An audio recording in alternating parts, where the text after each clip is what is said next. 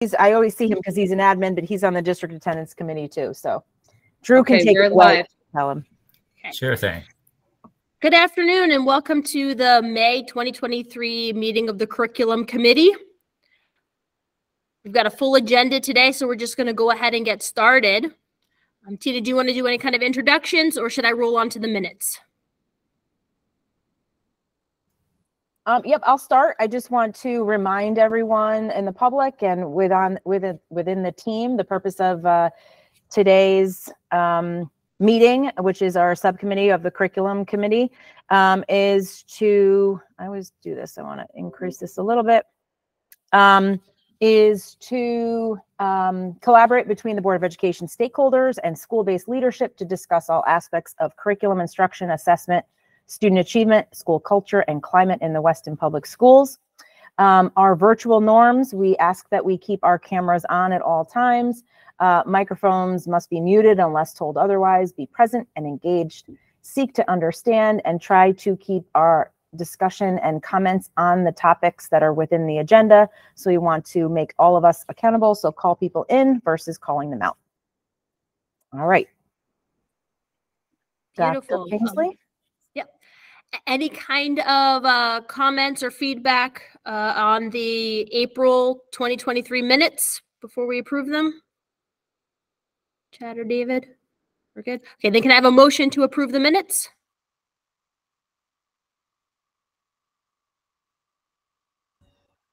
Do I need specific language for that, Bernie, or can I just say motion to approve minutes? It's just move that the Curriculum Committee approve the April 2023 minutes. Move that the Curriculum Committee approve the April 2023 minutes. Awesome. David, can you second?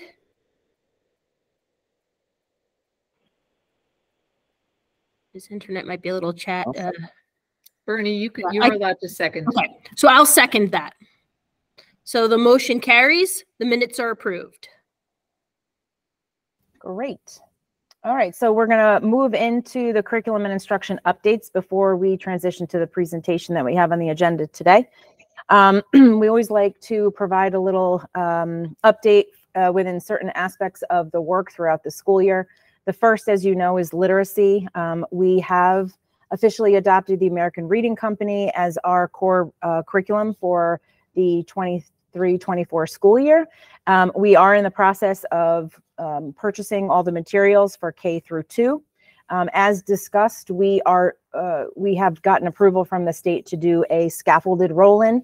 The requirement by the state is to adopt a K through 3 program. We have requested that we adopt a K through 2 program first within our first year of implementation, and then we are moving to 3 through 5 the following school year with the same curriculum program, which is the American Reading Company.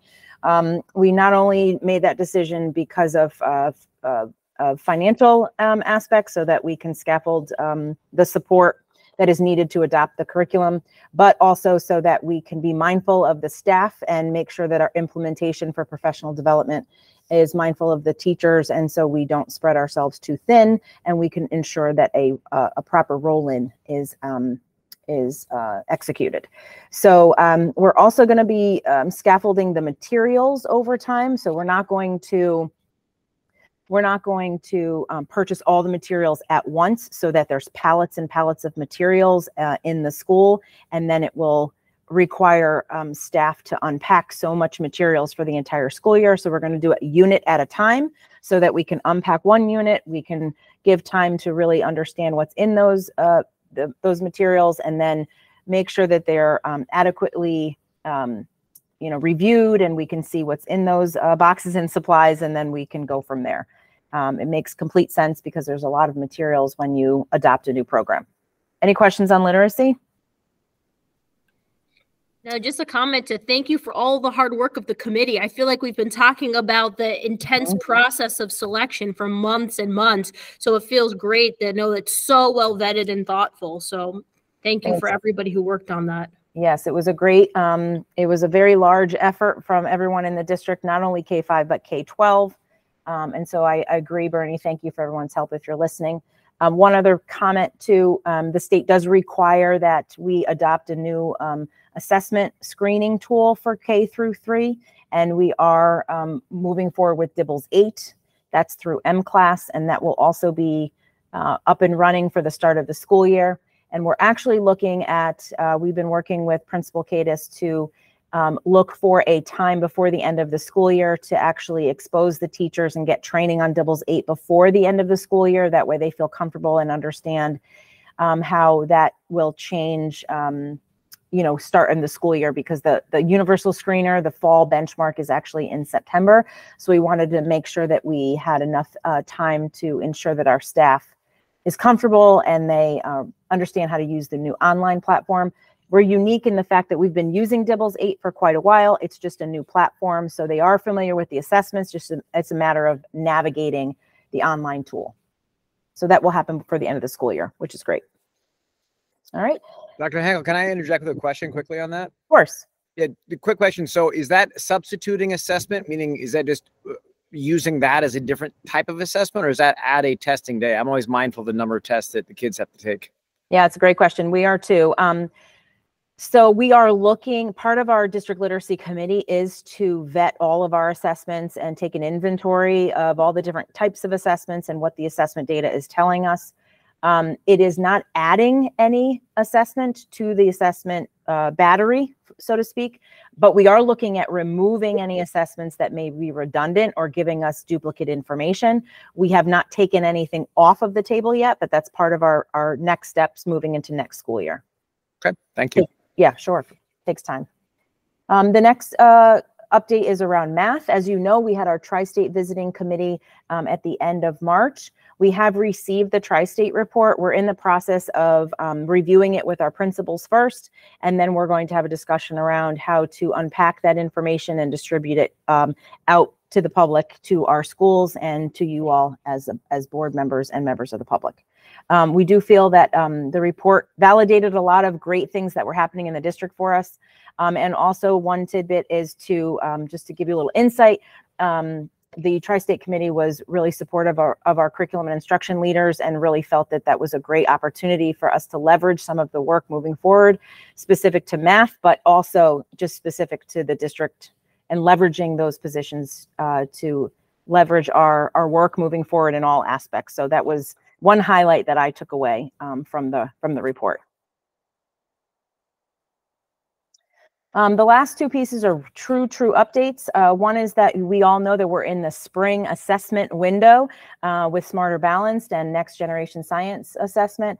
And I just wanted to give you an update as of last week on Friday. I did look at the completion rates, and we're on our way towards completion. We still have to complete some of the ELA and math, and then there's two components of the math assessment for Smarter Balanced. These are district completion rates in grades 3 through 8. So we're on our way. Our window does not close until the beginning of June, but I just wanted to give you an update that all of our schools are in motion, and students are working hard and coming ready to give their best effort on the Smarter Balanced and the NGSS assessment. And then last but not least, some very exciting updates, and I mentioned this last time. We have two new summer programs that I've been working in collaboration with the Weston Youth Services and trying to offer some new and exciting STEM programs for our middle school students. That was an area when I met with Park and Rec and Weston Youth Services that they wanted some additional support and guidance around, and so it's just in my wheelhouse, and so I was really able to respond quickly and work with Charlene at the Weston Youth Services, and we now are offering, as of today, actually, we have our second official STEM coding program using Minecraft and SocietyCraft, and we're offering now a junior flight school program as well as a Minecraft program for our middle school students in the area of STEM. So it's really cool, really exciting. And we have kids already signing up, and if they're interested, they can go right directly online through Weston Youth Services, and they can log in and register online. All right. Any questions on those two aspects of the summer program? Okay, so we're going to transition to the presentation and the one major agenda topic on today's conversation, which is around district attendance, district processes, protocols, and data relative to attendance. This was a request from Mr. Felton. And so actually it was a great opportunity to begin the conversation around our next generation accountability system. We know that this accountability system hasn't been in place for a while, but since we had a request from one of our board members to review some of our practices and protocols around attendance in general, I thought it was a great opportunity to revisit the next generation accountability system, looking and focusing directly in the chronic absenteeism indicator, which is one of the 12 indicators that the state uses for accountability, and also talk to you all about some of the work that we've been doing internally relative to attendance and chronic absenteeism and tardies and so on and so forth. And so before I share my screen, I just want to introduce you all to members of the District Literacy Committee. We have Drew Walters. He's here today. He's an assistant principal at Weston Middle School. We also have Patty Falber here. She's the principal of WIS. Laura Cadis is also on the committee. She's the principal of Hess. We have Dan DeVito on the call too. He and members of his team have been working with us in partnership to ensure that our data is accurate and clean when it comes to reporting to the state, because there's a huge reporting component of all of these indicators and all of this data relative to the next generation accountability system. And we have one other assistant principal from Weston High School. We have Matt Phillip, who also has been doing a lot of work around absenteeism and communication. So at any point, any one of you can chime in and provide additional information if I, oh, there he is. Hi, Matt. If I forget. Perfect timing. All right, so I'm just going to pull up my screen.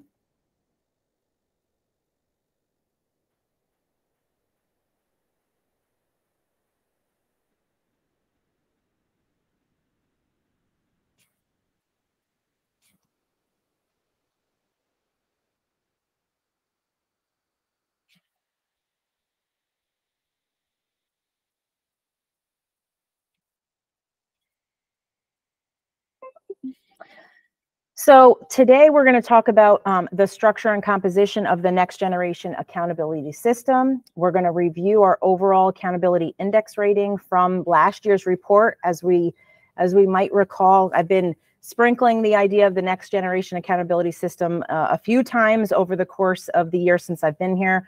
We have not done an official training around the next generation accountability system because it was on pause since COVID. So this will be the first year since 21, that 21-22, that the districts will have updated data. So we're going to use last year's report as a model for today's talking points. As I mentioned before, we're going to focus specifically on indicator 4, which is around chronic absenteeism. And then we're going to have an open discussion around some of the work that the District Attendance Committee has been doing over the last couple months and where we are moving towards as well. So there's been a lot of history around accountability systems in the state since 1965, when their first accountability systems were put into law. It's evolved over many decades of systems looking at different types of assessment and different adoptions by the state by law. The most recent next generation accountability system, which was actually adopted in 2015, took a more holistic approach, and it wasn't just focused on assessment scores. It was looking at a variety of indicators to really measure what a school system values and what a state values around what accountability should look like at all levels, right? So sometimes it just focused on grades or schools that had assessment data, and now we all have accountability components that are contributing to the overall district and school level indices that we'll talk about a little bit further today.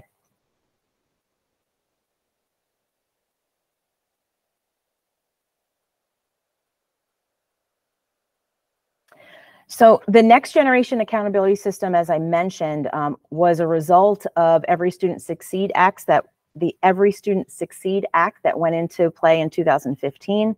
It also contributes to a lot of the grant funding that schools get, known as ESSA, some of the ESSA funds.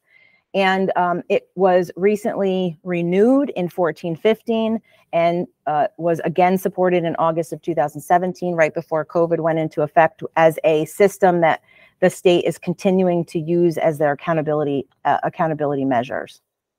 I mentioned that there's a whole bunch of different indicators or core principles of the next generation accountability system. One is that it needs to be inclusive, right? It's not just about test scores and graduation rates. It's more about looking at the whole picture around the different successes and challenges of a district, and really trying to broaden the scope and expand the accountability and ownership to more than just those grades that had, let's say, an assessment attached to it. The whole purpose was to try to be more transparent, right? So that there's now a platform, as you all know, on EdSite. You can actually look at all these indicators. You can look at a variety of different district level indicators as well as school specific indicators, so that everyone can see how we measure against those indicators. They wanted to make sure that the system was had enough data that was actually responsive, right? What could we do with that data? How could it help us get better and grow? And not seen as a gotcha, but as a tool to guide and track improvements. And then last, I will say this is true, the state is always looking for ways to collaborate and make the system more effective.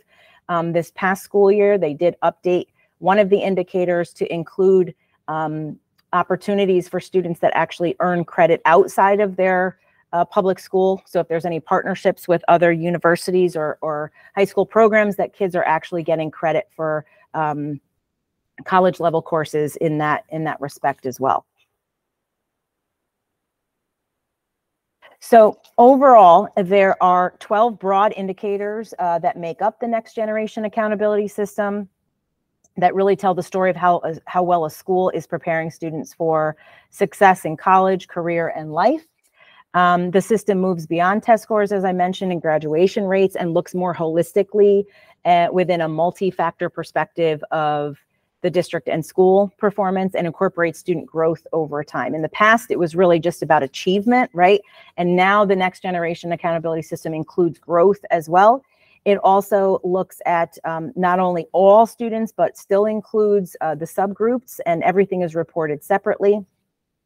If there is a group that is a sample size of less than 20 that is not included in the accountability system, so you'll see an asterisk notated in that indicator. And then lastly, high needs, you'll see high needs as a subgroup within the next generation accountability system.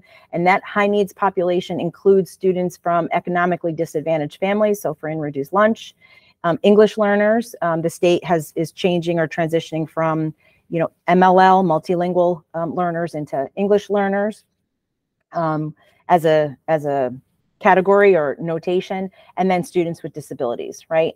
And so the impact of that is that many more schools with visible student groups, such as within those areas, and many more ELs and students with disabilities included in the accountability calculation is now called out. So you'll see that when you look at these 12 indicators, right, every indicator is weighted a certain way. There's a certain number of points that a school and a school district earns towards those indicators. There's a calculation within each one of those indicators on how a school and or district earns the maximum number of points within each indicator. And then from there, every district receives an overall score. And then they also receive a score that we'll talk about in a minute, focused on indicator 1, which is just on academic achievement. So the district gets that number, and then each individual school gets those numbers as well. All right. If you look at the numbers, it goes 1, 2, 4. We also get we also earn points for participation. So indicator 3 is actually the participation rate. And it's basically every year, it's the percentage of students that participate in our summative assessments, our state assessments. And that's at a minimum of 95% of our population. And so that also is taken into account, but it's not part of those indicators with the overall numbers here. We could talk about that later, but just wanted to make sure that we're aware that it does skip intentionally. So when we look at the weights, you can see the distribution of spread as far as where the ratio and where it's more heavily weighted. So at the elementary and middle school grades, you'll see about 1/3 of the overall weight is focused on, well, 2/3 of the weights is really focused on academic achievement and academic growth. And then 1/3 is around those that are focusing on indicators related to English language proficiency, attendance, post-secondary preparation and readiness, graduation rates, and all the other indicators like physical fitness, and so on and so forth. When you transition to the high school, you'll see that more than half of the weight of the accountability system is focused on academic achievement. And then when you get to the high school, there's a lot of other indicators that are taken into consideration because you have graduation rates that the other schools obviously don't have, as well as students that participate in alternate like courses at the high school level, like AP and so on and so forth, which are non-existent in the K-8 environment.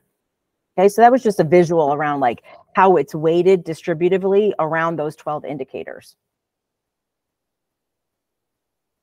So as I mentioned, you'll see that the accountability index is the total number of possible points written as a percentage that is earned at the district level for all indicators.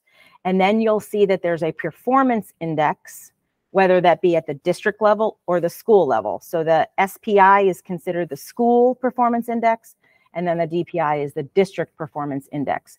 So when you look at indicator 1, which is just about achievement and performance, that is what they consider the performance index. But then there's an accountability index, which takes into consideration all 12 indicators, okay? So today, we will be having further conversations around the full next generation accountability system. As you know, it's 12 indicators. So it's more than just a simple, like hour-long conversation. If you really wanted to dive in specifically on how you earn all the points for each individual indicator in that chart, you really have to understand all the components of each indicator and how a school or a district earns those maximum points. For example, today we're going to talk about chronic absenteeism. When you look at indicator 4, a school and district can earn a maximum of 50 points related to the attendance for all students, and they can earn 50 points for students with high needs. So any student that is notated in our PSIS system as an EL student, a student with disability, a student with that is notated as free and reduced lunch. So it does separate out points for all students and then points for students with disabilities. And by definition, by state law, students that are missing 10% or more of the total number of days enrolled in the school year for any reason. So this is the struggle, right? So whether or not a student is noted as excused or unexcused, they are still not receiving an education, right? So the state sees that as not being in school, regardless of the reason. So students that are considered chronically absent if they miss 18 days of school for any reason, okay? And so if I'm looking to see if I can get as many of those points as possible, you're looking for the full points are awarded if our chronic absenteeism rate is 5% or lower, right? And you don't get any points if you go over 30%. And there's a calculation that the state provides to the district if we fall between 5% and 30%. Right? So this is all based on how we report our absenteeism to the state. And that all gets reported through our PowerSchool system, which is then reported to the state through PSIS, right? And there's different timeframes where each school has to submit their data, and there's different timeframes where we actually get to review our data, make sure that it's clean, and make sure that it's captured accurately before it actually gets finalized with the state in June. And then I also wanted to mention that we have done a lot of work this past school year as a district attendance committee with Dan DeVito's support and his team to really dive a little deeper into our data reporting systems, really looking at how accurate we are when we report excused and unexcused absences, making sure we're consistent, and also making sure that we are very clear in communicating with parents around what it means to be absent, you know, what it means to be in school versus out of school, what it means for us as a district, and how it relates to our accountability to the state, right? Because it's the law. Any questions on this one indicator before we look at our actual data from last year? David, good? I see the brain going. Yeah, I do have some questions, but I think I'm gonna wait. You're gonna wait till the end? Yeah, tie it all together. I'll probably wait till the end. Perfect. Okay. All right. So I put the chart from last year's Next Generation Accountability data from Weston in the slide deck today. As I mentioned, we are specifically looking at indicator 4. In indicator 4, you can earn a maximum of 50 points for a portion of the chronic absenteeism, which was related to all students, and then you can earn 50 more points for students that are identified in the high needs population. So, as I mentioned before, if you want to earn any points, you have to be within the 5% to 30% range, right? And there's a calculation if you fall within the 5% to 30% range. If we fell below the 5% range, we would have gotten all 50 points. We were close, right? 6.9%, we were close, but we were not below the 5%. That's less than or equal to, and therefore we didn't earn all 50 points, right? So then you can see how many points did we earn? Well, we earned 46.2 points out of the total 50. What percentage is that? We earned 92.4% of the possible points for all students. Well, what about the students in the high needs category? We earned 71.3% of the points. And so that is how they calculate that overall indicator for indicator 4 as a district and as a school. So as a district, we were able to earn, you could see at the bottom, then they add up all these percentage points, and that is where we look at that accountability index of 84.3 overall. So this is really I don't know if you can see my arrow. Can you see my arrow? This is the column, yes? Dan? Yeah, you can see it. This is the column that we're always focusing in on because we're looking to see how many of those points we can possibly earn for each indicator. And obviously we want to earn all of them, right? We want to earn all 100%, and that is what's going to move that yellow box up, right? That overall 84.3. Tina, hang on one second, because I'm not sure if it's just my end. I don't see your pointer moving. No, I think I was seeing my own cursor, actually, now that I look at it. Sorry. Okay, so see the first blue column, the percentage of points earned? That is the column that we're always zooming in on because we want to earn 100% of those points. And so when we zoom in, we say, okay, well, where could be some of those areas that we may want to improve so we can increase those percentage? And that's the column that we look at, right? And that is the column, depending on how many percentage points we earn, that is the column that the accountability index goes up. And that's what we're ranked on and scored against. So that 84.3, is that right? My thing is in the way here. What is the number? 84.3, is that right?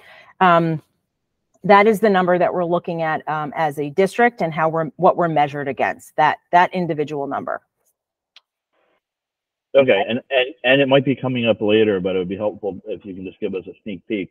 Do you have some statistics about Weston versus some other, the Durgay schools? Yeah, great question. I actually, for the purposes of today, which was just to provide an overall of the Next Generation Accountability System, focusing in on number 4 in general, and then talking about what we've been doing internally was the goal for today. I can gladly, and again, if anyone's looking at specific districts like Wilton or Westport or Darien, all of this is public on EdSite. So I can easily go and gather that information and do a comparison if that's something we're really looking at. I mean, I think for my purposes, it would be helpful. Okay. And then one other quick question with the data point on this slide. Under state percent points earned, the last column, what does the 0 represent for the high need students?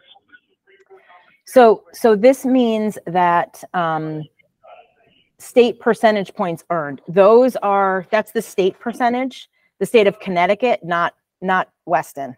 So overall for them, they always put the state points earned comparison in that last column. So you can compare yourself to the state. So the state didn't earn any points towards that, because remember, if you are 30% or above, you don't get any points.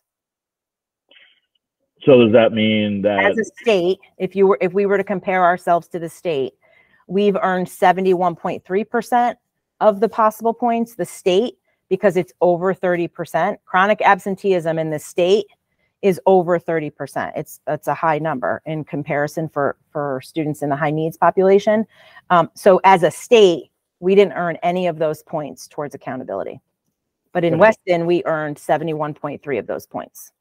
Okay, and I think it would be helpful. I don't know if anybody else feels this way on the board, but I think it would be helpful to know some of the other Durgay schools, because I think it helps bring out how are we different? Do we have chronic absenteeism, or do we have low math scores, right? Because the overall goal is to accumulate as many points as I presume we can. So I would find it helpful to have a comparison. Not a problem. That can be.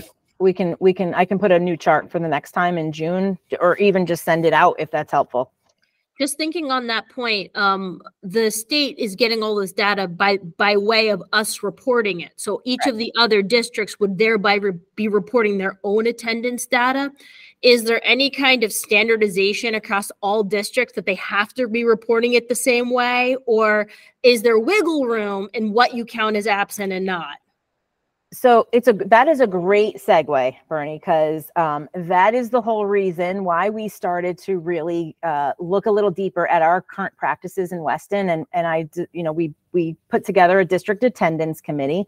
It's very layered, right? There's a lot of layers of this work, okay? But the first thing that we did, the first two big things that we did this school year, and Drew is here, Matt is here, Patty, I don't know if Laura's here, but all of you can chime in on some of the work that we've been doing, and Dan too, around ensuring that we are very consistent throughout the 4 schools here on how we report students that are excused or unexcused and for what reasons. And if you look under the hood in our student information system, PowerSchool, what we found when we were comparing all of our different I'm looking for a word, marks or reporting system. Help me out, Drew. Is there an official name for it? Codes. Thank you, Patty. So we had a whole district list of codes. We needed to revise those to ensure that we were consistent across all 4 schools. We had a very open conversation around making sure we were consistent on how and why we use those codes. And Dan and his team were very open and very clear around making sure that the codes were the same codes, and then making sure that we had a common understanding of what the purpose of them was. So we've updated that.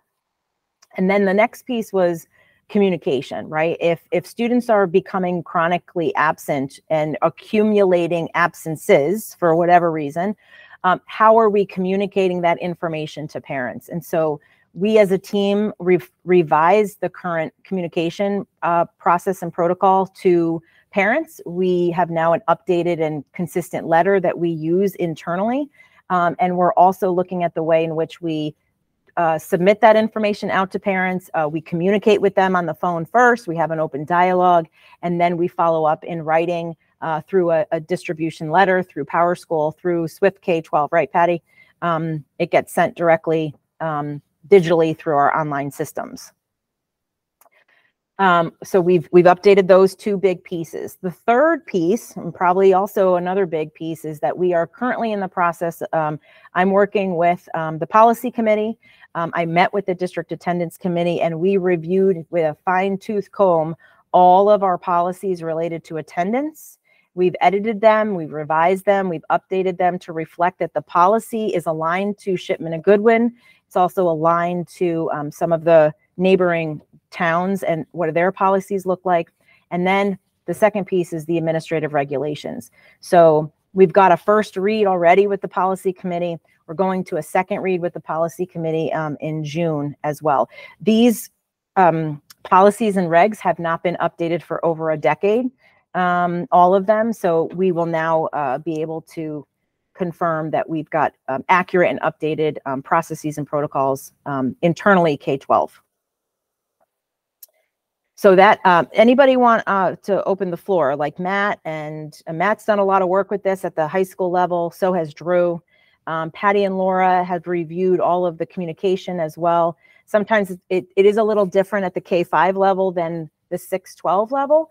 But I asked them all to come on today to kind of talk about their experience with our work internally, and also if they wanted to add any other open dialogue around the importance of attendance and being in school regularly, and also the importance of being on time and not being late. And this is a really important partnership between the family and the schools, because it does impact us as a district. And this, in my opinion, is one of those areas where it's almost like a gimme, right? These are easy points to earn, but at the same time, it is a struggle sometimes because it's a balance between home and personal life and the requirements of the state. So it's always a little bit of a tug of war, this indicator, for example. Anyone want to add anything maybe I missed?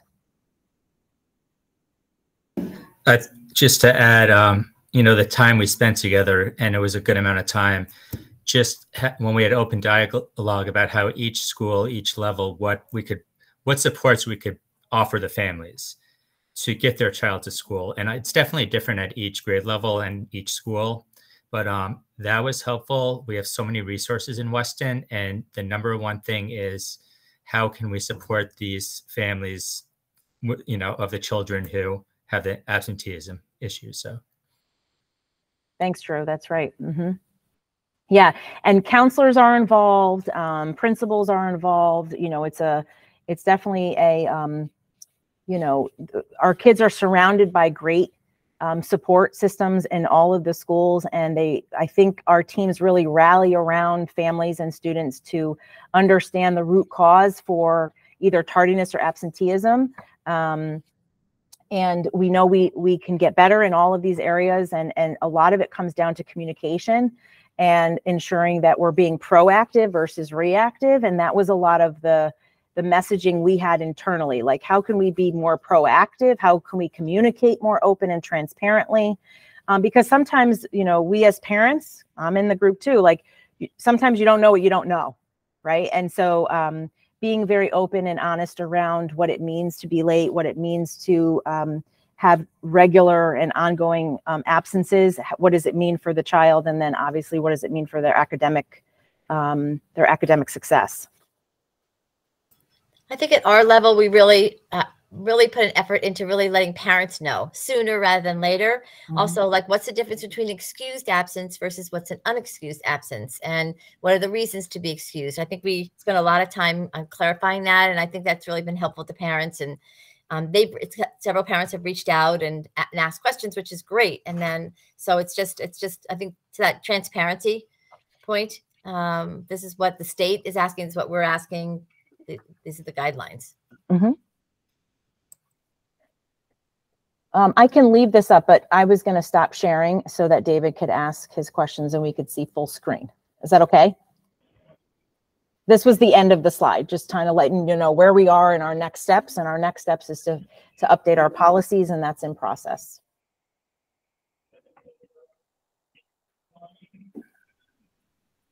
All right, I do have a lot of questions.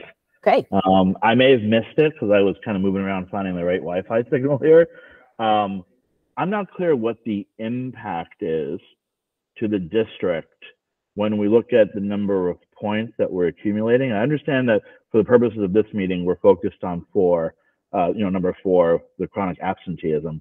But did I miss, or can you kind of tell us why do we want to accumulate as many points as we can, and what is the downside to not? So I know it's not weighted a lot, but and I know that if you take that indicator out as an isolated indicator, that's one way of looking at it, right? It's only 50 points. It's only 50 points here. It's only 50 points there. However, all of us educators recognize that absenteeism impacts other indicators too, right? It's almost like a root cause for how it affects the larger indicators, which do have a really high emphasis, which is indicator 1, which is around student achievement. It's around performance. It's around academic growth.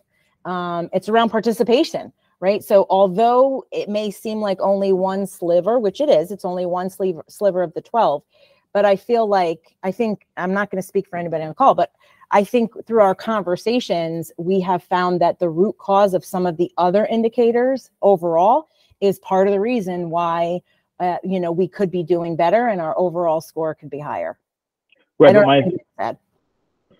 but my specific question, if anybody wants to chime in on it, and of course I have some other questions. My specific question though is whether the district earns all 100 potential points on the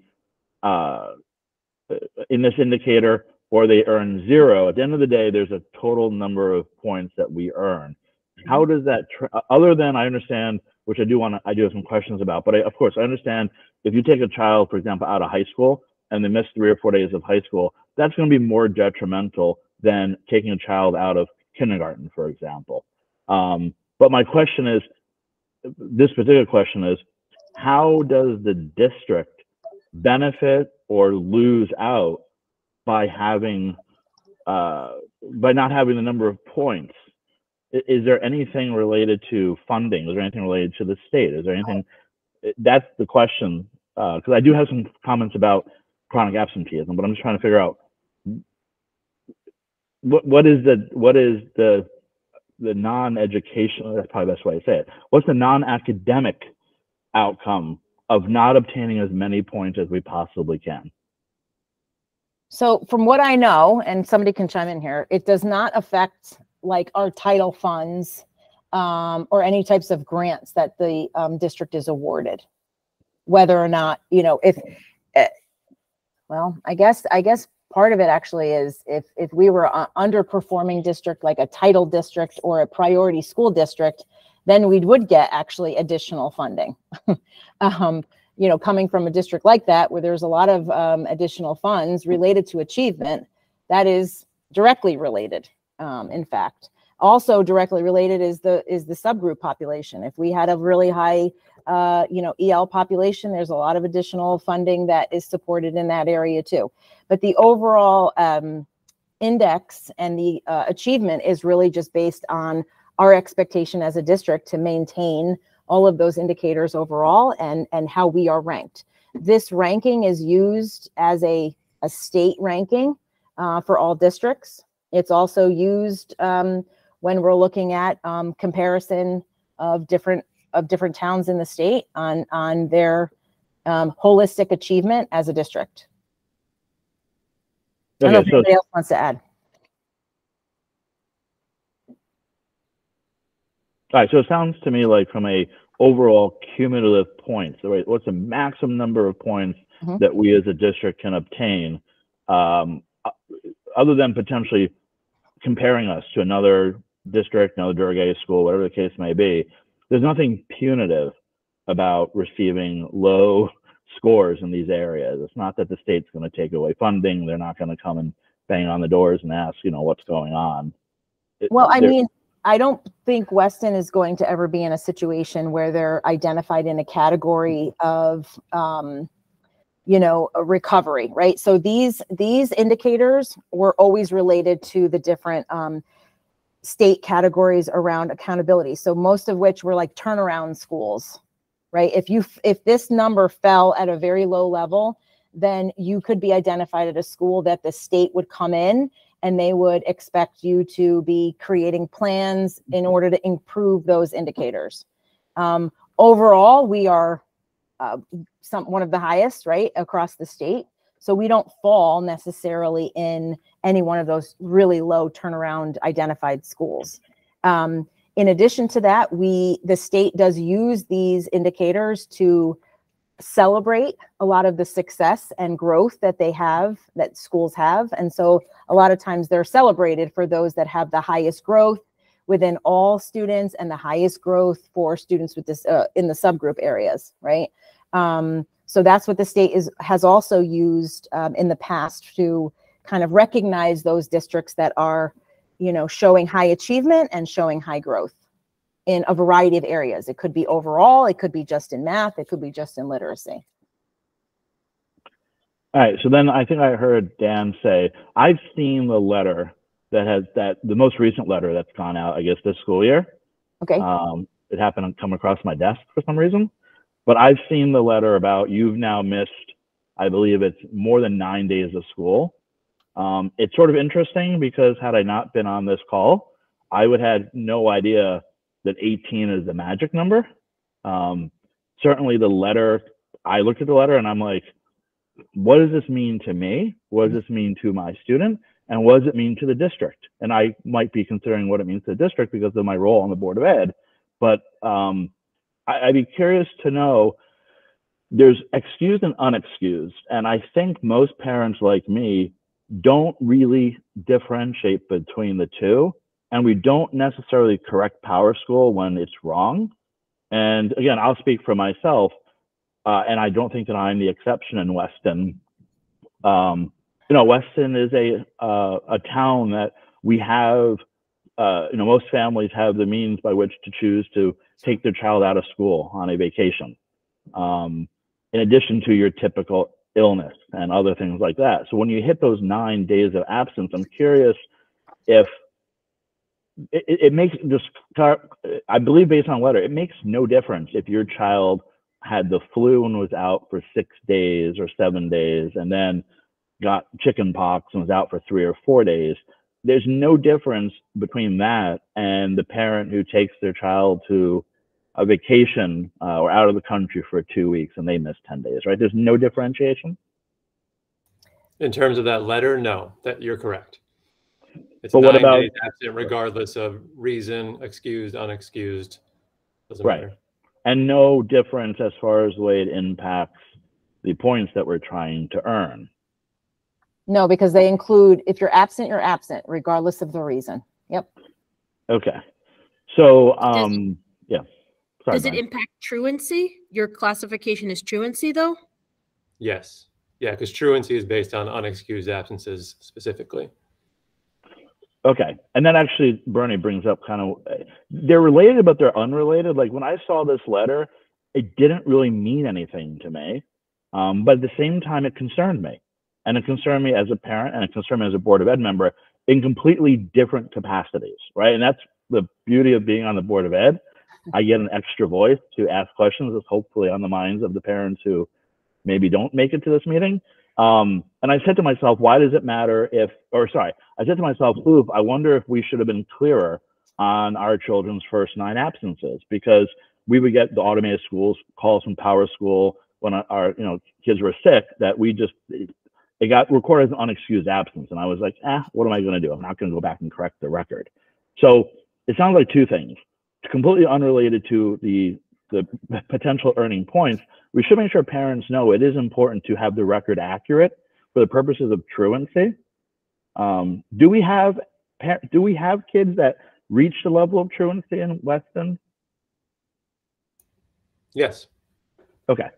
And is it generally true truancy, the way I would think of truancy, where a child is just not going to school for reasons that, other than a parent took them out or they're sick? Like, does Weston have a true truancy issue, or is it more? You guys can be honest here. This is important. This is an opportunity to have a discussion. We've talked about a couple of different things here. So when you look at chronic absenteeism or just absenteeism overall at the high school level, when we look at kids who qualify under truant, and a lot of our resources, outside resources out of the school, are no longer accessible, right? Like, you don't have a truant officer anymore. We're not sending kids to our juvenile review board for truancy. We don't have a family with service needs form that we can submit. So a lot of it is our responsibility to maintain communication with the family. We do home visits. In my experience, and Matt and Dan, and you can correct me if I'm wrong, when we look at truancy in 10th, 11th, 12th grade, and you go back, you can see a pattern of attendance that has typically been pretty concerning overall. And I think that part of this plan, part of this plan is to really encourage families to understand how crucial it is to be in attendance. I'm actually a receiver of one of those letters in my own district. I'll disclose that today. And I was able to say to my daughter, you had COVID, you had the flu, like it is what it is. Like there's nothing that we can do about it. But the school knows she had COVID. The school knows she had the flu. Then she has allergies. And I said to the school, I'm not taking her to the doctor. I know it's allergies. It is what it is. We want to have those conversations. The other intended purpose of the accountability measures is for districts to increase their transparency with our community members. So this really helps us to acknowledge and identify to families the importance that we place on being in school. I understand that we have families with means that can take their children on vacation, that can plan these amazing trips, that can do wraparound trips around school vacations. I think people also need to recognize the impact that the number of families deciding to do that around school vacations does then impact what is going on in our school days, right? Because it reduces the number of students who are in class able to access their instruction. So I think all of these pieces are really intertwined and interconnected, and so much falls on the school to be in communication. But if we set up those patterns early on and we hold ourselves accountable to having kids in school and prioritizing school, we can over time reduce the level of chronic absenteeism and truancy as they age through our system. And that is ultimately the goal. So that's actually, Megan, a really good point I wanted to ask about, was on my list. If you were to clean up the first piece of information was that we do in Weston have a truancy problem in the more traditional fashion, right? Students are just not showing up in some cases, and it's not because of a wraparound vacation or something like that. Is that right? Am I understanding what you're saying? I would not say that we have a truancy problem. We have students who would qualify as truant. So if you were saying that? Yeah. So if you were sorry, I was just going to add a little bit onto that, because I think what Megan's saying also, what plays out is when you have students with attendance issues, I'll just leave it at that to start, those can impact mental health and the extra stress of missing classes and making up.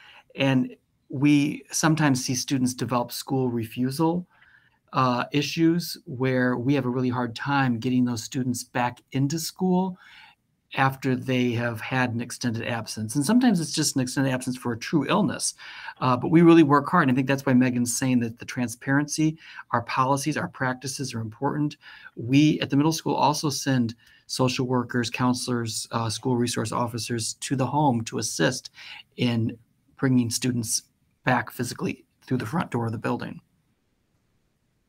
Okay, I think that's the basis of my question when I first heard about the chronic absenteeism. I said to Tina, ooh, I'd like to learn a lot more about this. I think my question would be, two more questions. If we were to clean up, let's just say 80% of our students who are truant, not because of family wraparound vacations, not because of other, true optional absence. If we were to clean up 80% of those students, would we fall below the 5%, or would we still be at 6%? Like, in other words, I think that, like you're saying, Dan, truancy or the chronic absenteeism, I wouldn't naturally think that in Weston we have, maybe a resistance to go to school, or a child that's been out of school maybe because of a family vacation or extended illness that then is having a hard time getting back into school. That makes perfect sense as you say it to me. It's not a natural thought of mine. But so if we were to clean up those students, would we be below 5%, or are these truly optional wraparound vacations, taking your kid with you when you have a business trip out of the country? Is that always going to play a role in us never being able to get below 5%? I think the bulk of our absenteeism comes from access to other options than school. And I think we have certain families whose children are truant that we work with regularly and are on phone calls. As I said, we'll do home visits. I don't think that there are the number of truant students that if we were to have them come in, I'm thinking of like, I can name them on one hand, the students that we're really concerned about, if that helps, David, like in the whole high school that are truant. I'm thinking of, I think 3 maybe that really come to mind right now. So I think it's an overall culture around school and how we value the day-to-day. And I hear it. I live in this county, right? So, you know, I hear it. We have an exceptional educational opportunity, which I think is sometimes subjective, or like you said, the business trips that we can take our children along with us or whatever. So I think that is more of the influence on that number than truancy. Yeah, so on the basis of my question is, I'm curious if we would be better served communicating to the community about why we want to, you know, early at the beginning of the school year, how absenteeism affects students. And it might be multiple ways, right? Like Dan said, I happen to have students who are very engaged. And when we take them out of school, we make sure they take their homework with them. My high school child actually opts not to go with us when he can because he doesn't want to miss school, which is, you know, stand up for him. So I'm wondering if we as a board or as a town can do a better job of communicating to parents the importance of making sure their kids are in school, because it might fall into one of 3 categories. Like, I don't see my children at this time being negatively impacted by being away from the classroom. But that's a gift that they have. That they take their work with them. So, because I'm just curious, like, can we ever get this under 5%? Because we do live in a town where going on a business trip to Belgium sounds great. And so that's, you know, I think if we communicate to the parents early in the fall about the importance and some of the ways that it could negatively affect their child, that was, you know, something that I think would be very helpful for me as a parent to understand. Yeah, so I think, can I just add one more thing, Tina? I think that that's really important. It's certainly one of the goals to start next year as we go through like school practices. And, you know, we want to be super transparent about our attendance policy. I would say too, that as students age into high school, and I'm sorry, I'm focused on high school, but that's my job. But as they age into high school, David, what you're talking about, or like, you know, at some of the earlier grades, parents will be like, oh, you know, we'll just take them out. No big deal. They'll catch up, and you might not see it. What we do see at the high school level is those same patterns are developed, or those same, that mindset around school can latch on to a child's thinking about school. And so if we have that mindset early, it's harder to let go of. And then when they do get into more demanding course, you know, 9th grade is one thing, and then 10th grade, 11th grade, 12th grade, the demands of those courses become more and more crucial to their, you know, attendance becomes more crucial to their positive outcomes. So I'm just gonna, this is my opportunity to put a plug in there to parents. School attendance is one of the most important things that we can do for our children. As Dan said, it really does impact as students miss days. It can. We see a rise in anxiety among our teens, right? And among our children. When they miss school, that only furthers their anxiety. They worry about what they missed. They worry about how hard it's going to be to come back in. They worry, is someone going to say, oh, where have you been? And right, it's like they have all of these worries that are just sometimes perpetuated by the absences. And that's where the school really can come in and be a partner in helping families to be sure that their kids are engaged in school. That I think is so key, is to just educate the parents, because again, I'm a parent of 2 students, and it's not a natural thought for me. It's natural for me to say, oh, let's do a wraparound vacation. Let's save money on the airfare. Let's come back the day after school comes back into session. That's natural for me. But the anxiety that my child might feel by not being there, that they might not want to articulate. My freshman does articulate. He wants to be in school, but that's my freshman. That's, you know, my son. So it'd be really good to hear from the, you know, as a parent, your child might not show opposition to being on vacation an extra day, but getting them back into school becomes more difficult. And just for the younger ones too, even if it's not core curriculum that they're missing, like their math or their English, they're missing SEL programs, they're missing opportunities to learn that partnership with other students. And that's not necessarily stuff they can make up. And in that high needs category, if you have a student who's already getting math intervention or reading intervention on a daily basis, they're then missing that work on top of whatever their regular curriculum work is too. So I really think it's the whole K-12 pipeline where you're going to see that impact in both the academics, but also the mental well-being piece. You took the words right out of my mouth, Bernie. Absolutely. It's definitely K-12 across. It just affects the student a little differently, right? Because of their age and their program. I would also add that we are very close to a 5% number, right? Because in that indicator, you have to hit 5% or be below it. And that in a district our size with the number of students, even 5 students, focusing on 5 students, or let's say 1 student per level overall will be helping significantly when it looks at a percentage, right? And so that's one area, all students. The other area, as we know, in the high needs area, the high needs population, which in Weston, the majority of students in the high needs populations is students with disabilities. That spiral effect when students in that high needs bucket is not coming to school regularly, how it truly impacts all the other indicators that we're seeing, right? So Bernie, thank you for mentioning that. We see that, I think, firsthand on a daily basis. So. You know what we need? We need a hive the way they do at Hurlbut. K-12. I'm only being half, not serious.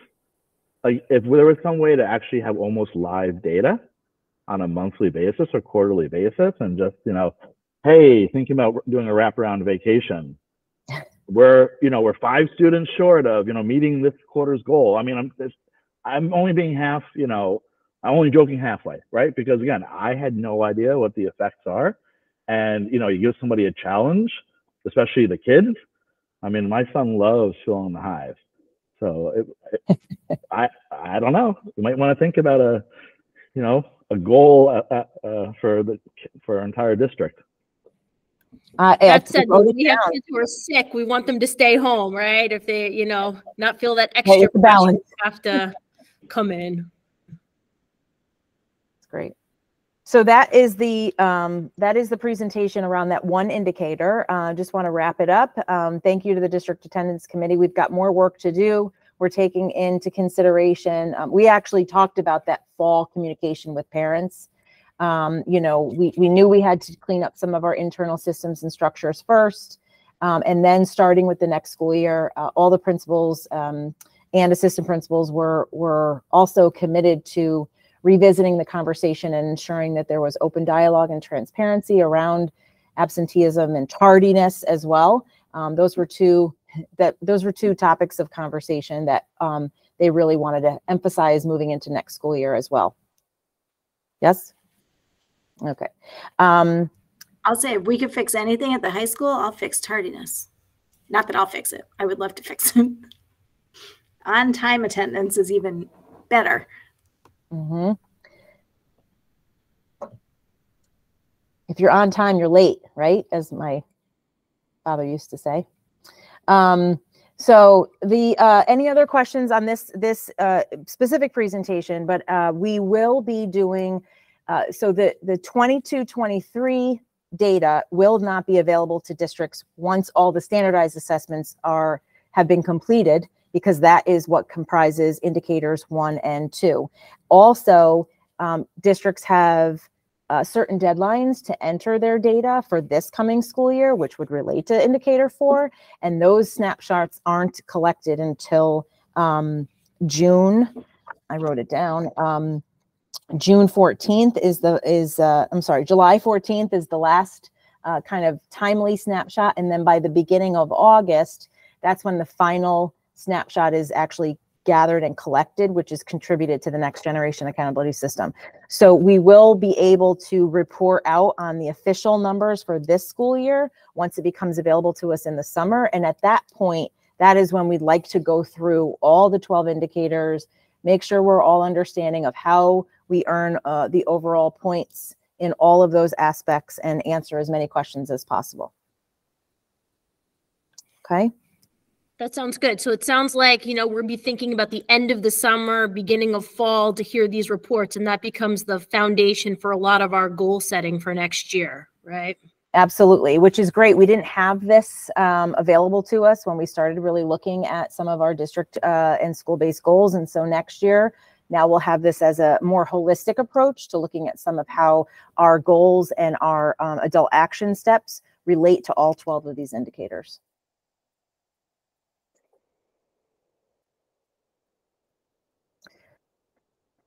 So moving back to our agenda, just the last piece that was on the agenda for next steps, the June meeting, we will be presenting our academic year in review. That is when all of our curriculum and instruction leaders come together to provide you with a celebratory presentation around all the achievements across the district in all areas. They will be, they're planning right now. They're very excited to kind of discuss and provide you with an update on all the academic achievements that they had this past school year. And they will be leading and driving that work, that presentation in June.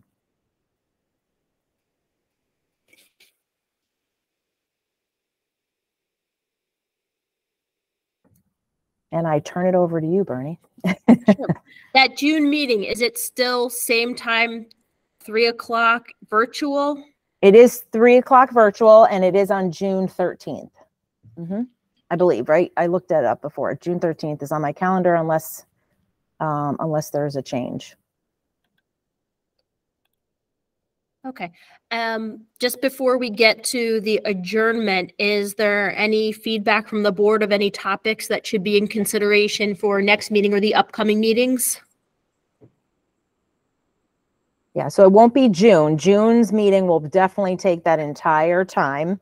It might even need to be a little bit longer, but we are really trying to stay focused and really highlight the most high leverage kind of actions from this past school year that gave us the most return on investment.